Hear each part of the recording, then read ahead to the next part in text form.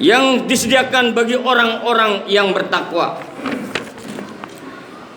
yaitu orang-orang yang berinfak di waktu lapang maupun di waktu sempit, dan orang-orang yang menahan amarahnya dan maafkan kesalahan orang-orang lainnya. Allah mencintai orang-orang yang berbuat kebaikan. Quran surat Ali Imran ayat 133 dan 134. Wa qala ta'ala fil Qur'anil Karim,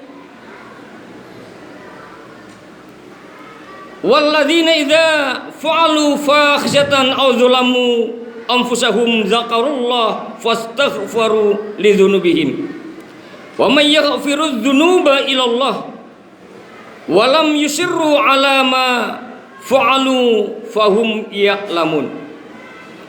Dan juga orang-orang yang apabila mengerjakan perbuatan keji atau menzalimi diri sendiri segera mengingat Allah lalu memohon ampunan atas dosa-dosanya. Kepada siapa lagi yang dapat mengampuni dosa-dosa selain Allah? Dan mereka tidak meneruskan perbuatan-perbuatan dosa tersebut sedang mereka mengetahuinya. Quran surat Ali Imran ayat 135. Wa qala ta'ala fi kitabil karim, ulaika jazaohum maghfiratun mir rabbihim wa jannatun tajri min tahtiha al-anhar khalidina fiha wa ni'ma ajrul 'amilin.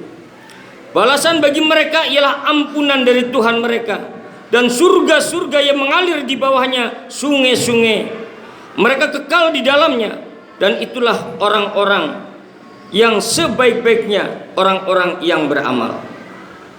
Ma'asyiral muslimin rahimakumullah, sidang Jumat yang kemuliakan dan dimuliakan Allah. Setelah berwasiat takwa kepada khatib khususnya dan jamaah Jumat pada umumnya untuk senantiasa melaksanakan perintah-perintah Allah dan meninggalkan larangan-larangannya, pertama dan utama kita panjatkan puja dan puji syukur kepada Allah Subhanahu wa taala atas rahmat dan keselamatan yang diberikan kepada kita siang dan malam tanpa perhitungan dari Allah Subhanahu wa taala. Sementara di belahan bumi lain bencana dan malapetaka, penyakit, musibah di darat, di laut dan di udara, alhamdulillah kita di sini dilindungi oleh Allah Subhanahu wa taala. Salawat beserta salam kita sanjungkan kehadiran Rasulullah Nabi besar Muhammad sallallahu alaihi wasallam beserta keluarganya, sahabatnya dan umatnya dari dahulu hingga akhir masa. Ma'asyiral muslimin rahimakumullah, sidang Jumat yang kami muliakan dan dimuliakan Allah. Tidak banyak yang khatib sampaikan dalam kesempatan khatib Jumat kali ini. Khatib mengambil dari kitab Ihya Ulumuddin dari Al-Hujatul Islam Al-Imam Al-Ghazali yang membagi puasa dalam 3 tingkatan. Yang pertama, saum al-umum, puasanya orang awam. Pada tingkatan ini orang melaksanakan puasa hanya sekedar mencegah perut dan makan, minum dan godaan syahwat birahi pada istrinya pada siang harinya. Pada tingkatan kedua yaitu saumul al-khusus, puasanya orang-orang yang khusus. Pada tingkatan ini orang tidak hanya menahan makan, minum, godaan syahwat dan birahi pada istrinya di siang hari, tetapi dia juga berpuasa dengan panca inderanya dari segala maksiat. Yang ketiga yaitu saumul khususil khusus, puasanya orang khusus bil khusus. Pada tingkatan ini orang tidak hanya melaksanakan puasa menahan makan, minum, godaan syahwat birahi dan panca inderanya, tapi orang tersebut juga puasa dengan hatinya, dengan segala cita-cita hina yang ada dalam pikirannya dan lalai mengingat Allah, tetapi kehidupannya semuanya ditunjukkan hanya kepada Allah Subhanahu wa taala. Jadi puasanya mulutnya, panca inderanya, dan hatinya.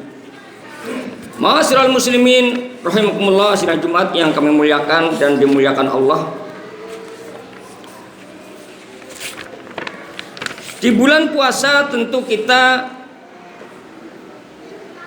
meningkatkan apa-apa yang tahun kemarin tidak kita laksanakan. Umpamanya tahun kemarin kita tidak khatam Al-Quran, tahun ini diusahakan kita bisa khatam Al-Quran. Yang tahun kemarin 1 juz, diusahakan tahun ini bisa 2 juz. Begitupun seterusnya, yang tahun kemarin 3 juz, tahun ini bisa 4 juz. Begitupun dalam amal zakat, infak, sedekah, yang tahun kemarin barangkali sedekah, zakat, infaknya hanya 100.000, tahun ini kita tingkatkan menjadi 200.000. Yang tahun kemarin 300.000, tahun ini kita tingkatkan menjadi 500.000. Artinya kita ada peningkatan tahun kemarin dengan tahun sekarang. Begitupun dengan silaturahmi, yang tahun kemarin mungkin hanya keliling 1 RT, mungkin tahun ini kita bisa keliling 2 RT. Yang tahun kemarin 3 RT bisa keliling 7 RT. Artinya kita bisa bersilaturahmi kepada saudara-saudara kita yang ada di komplek maupun yang ada di luar komplek. Begitupun di dalam mempelajari kitab Al-Quran kita, tidak hanya membaca, tetapi artinya juga kita baca. Bahkan kalau perlu kita membaca tafsirnya. Barangkali kita perlu ditekankan kepada anak-anak kita yang sudah pada bekerja, yang berkeluarga, agar membeli kitab tafsir Al-Quran. Umpamanya tafsir Ibnu Katsir yang ditulis tahun 1372 Masehi, itu ada 10 jilid. Atau tafsir Jalalain yang ditulis tahun 1459 Masehi, itu ada 4 jilid. Atau tafsir At-Tabari, itu ada 26 jilid.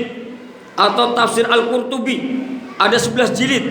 Tafsir Al-Azhar 9 jilid. Tafsir Al-Misbah 15 jilid.